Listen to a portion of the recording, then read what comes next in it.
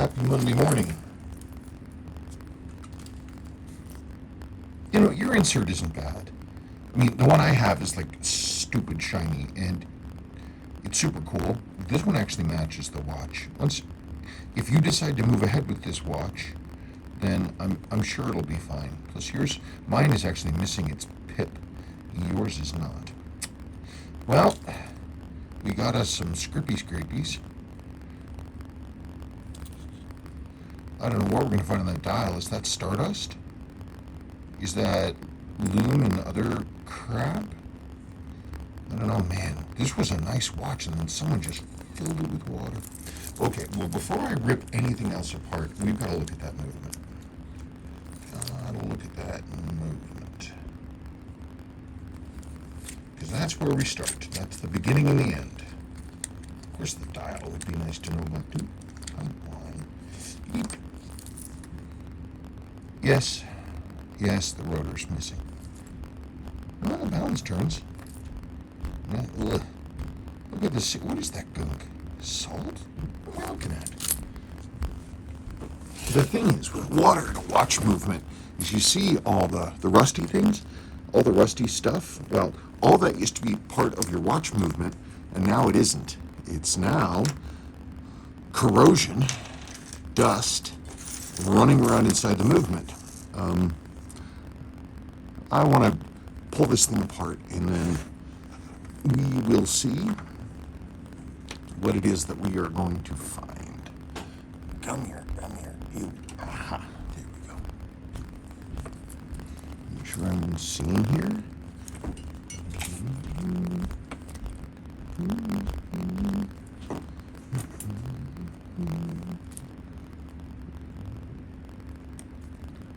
Yeah. Well, gotta get that seal out. Yeah, just like plastic. That is the problem, man. Somebody was like, I'm sure the seals in this thing are fine. And they went in. The seals were not fine. I bet you before that happened, this watch was pretty frickin' sweet. Now, because someone was a genius, someone had an accident.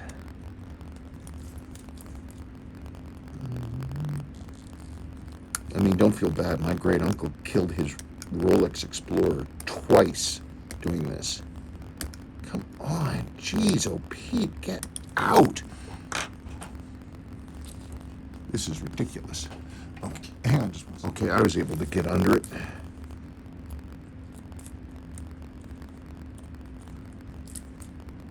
Oh yeah, I knew it. I knew it was going to snap right there. It's because it's caught up under here. So you have to use this as a real fine wedge and wedge it out. Yeah, that's just what you need when you're going underwater.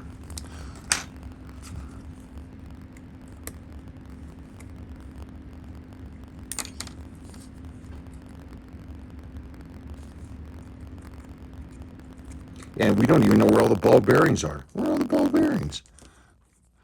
Okay, let's get this thing out of here. Make sure I'm still in the camera. There we go. Oh, boy.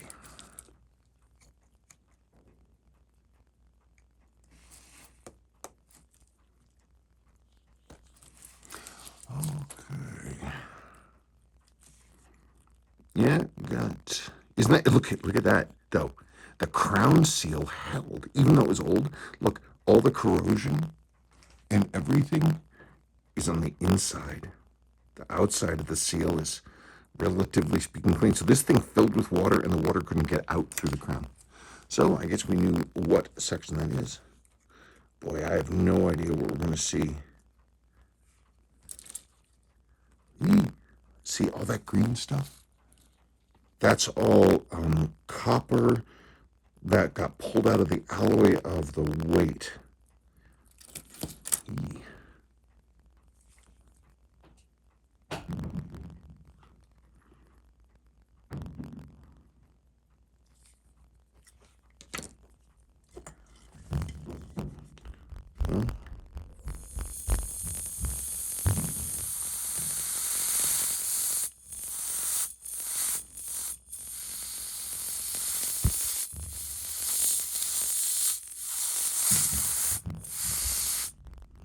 dial isn't darn it.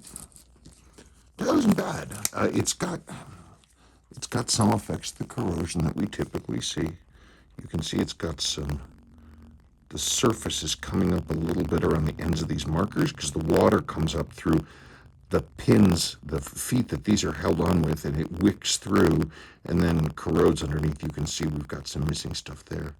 Glue isn't terrible. My gosh, it could be worse.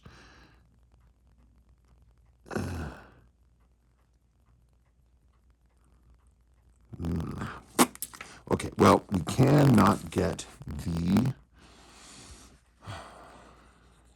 the calendar rolling, so I've got to pull the hands in the dial. Nothing. Yeah, I just did that. That just happened. Magnificent. Okay, let's close this thing down. Okay.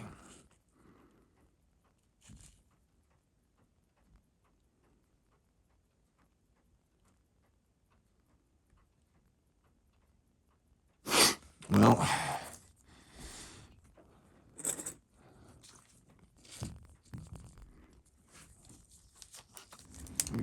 so interesting stuff.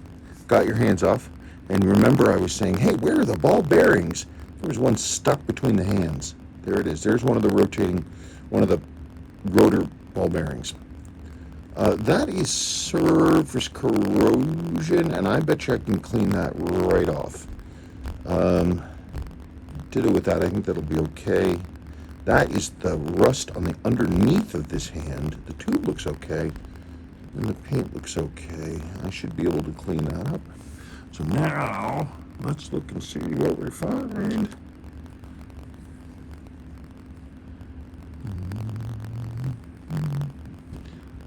A little bit on there. April 1970. And we got some corrosion there. Let's put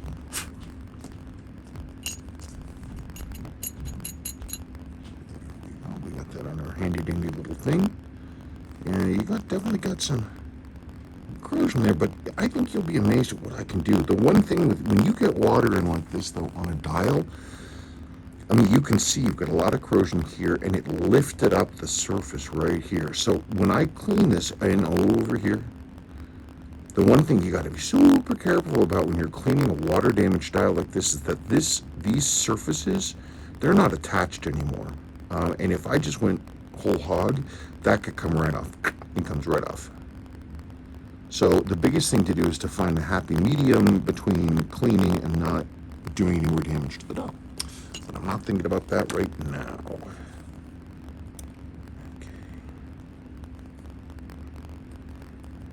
So my goal right now is to remove this rusted together calendar section from the equation so I can see if the darn thing runs. Your day wheel looks okay. It's just got some staining on it, which I can clean off. That's not bad.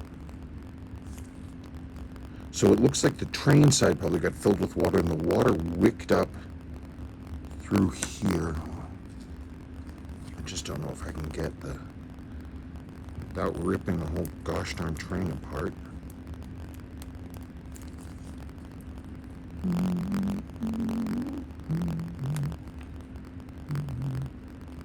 Yeah, the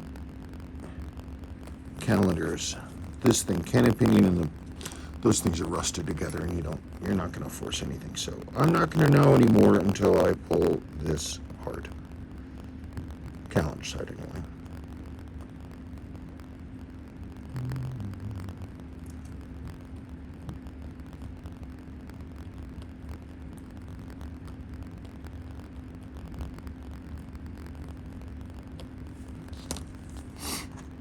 If I'm taking the stuff apart, I guess I might as well basket it. Yikes, I'm gonna have to hand clean the copper corrosion off of all this stuff. There's just dust everywhere.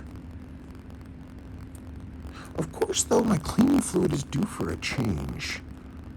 I could clean this in the old fluid and it would pull that stuff off, and the fluid's ruined already, so who cares? It's not ruined, it's used up. and then just put a new cleaner. Yeah, look at that. That green dust, that is that corrosion.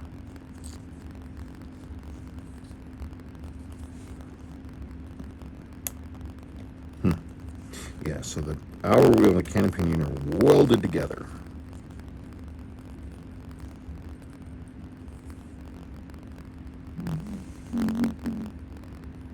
That's dirty, but it's not rusted. I can clean that. That's not bad.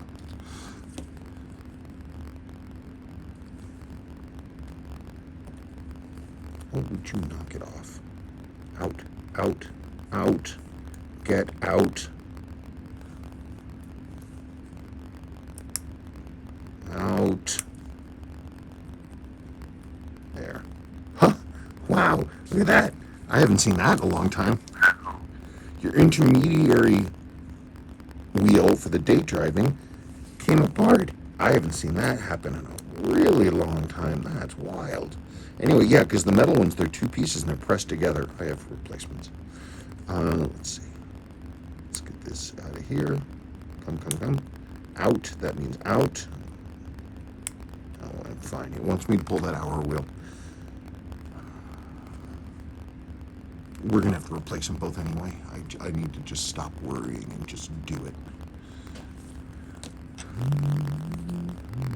I mean, if we were to...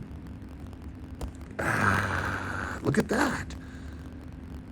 Stuck, but it slid off. And actually, I see clean metal on the inside. Now, your cannon pinion, that's another story. I was watching her stories. Come on, get out, out. There. So now, in theory, the train is not burdened by having to push a rusted together cannon pinion. I don't think I'm gonna have to get. So the cannon pinion and the center wheel and the pinion of the fourth wheel are all completely rusted together. The cannon pinion actually just snapped in half. It just came off along with the tip of the fourth wheel, which was just rusted in place. It's still in there. So what I would need to do in order to do this now, I would have to strip the movement down to nothing, and I'm going to have to clip. Basically, I would have to clip what's left of the cannon pinion. So in this movement, you have a bad cannon pinion, bad center wheel, bad fourth wheel, and I don't know what else I am going to find. I can save most of the other caliper stuff. I don't 100% know what's in here. It will not turn over at all, but that's possibly in part. Oh, and you have a bad intermediary wheel. Possibly, though, because there are little teeny tiny ball bearings like this one everywhere. So what I'm going to do now is I'm going to do a cursory inspection through my parts and see if I have a complete watch. Because that probably, like, if I rip this thing apart, right? I rip this thing down to nothing, and I have to destroy 3 parts in order to get the thing apart. And I come in here, I don't know what else I'm going to find. I mean, you've got crap everywhere. Not you, but this movement has just destruction everywhere. Let me look away. So going through my collection of movements, all of which all have little separate little Ziploc bags that they're in, but going through all my stuff, I found this is a 7019A. It's unrestored, but it's running. As you can see, Seikos want to run. When you have a Seiko that will not run, that's a sign of major, major problems. So this thing is intact and mostly complete. It's missing a few things on the calendar side, but the things that it is missing, you have. So that's good. It's got a good intermediary wheel, which you need. It's got a good hour wheel, which you need. Good cannon pinion, which you need. No, it's fine. I can use a lot of these other parts. Basically, I can take the few parts off of your watch which are decent, and I can rebuild them into this one, They're exactly the same model, same. They're both 7019As, and off they go. Interesting. These are both 7019As. This one has a little blurb here, and this one doesn't. Is this a really early one? I don't know. Maybe. That's very interesting.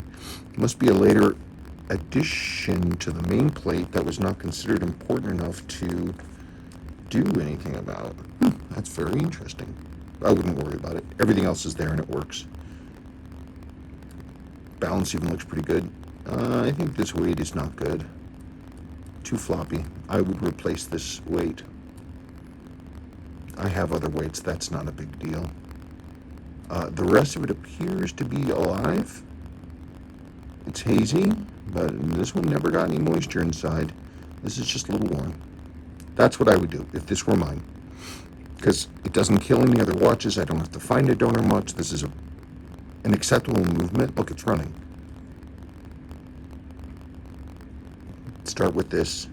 Because this thing, I tell you, when I take this thing apart and I try to get that center wheel and stuff out, it's rough. You have to really lean on it, and these main plates are made of brass.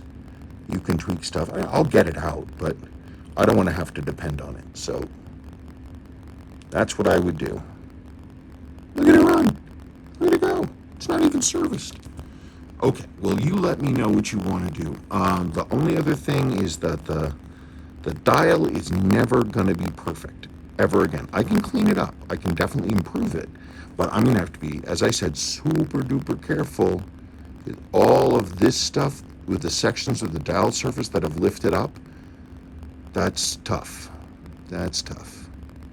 To really do this right, you have to pull all the markers and the date window frame, carefully clean everything, clear coat on it with a satin over everything to give it a smooth finish.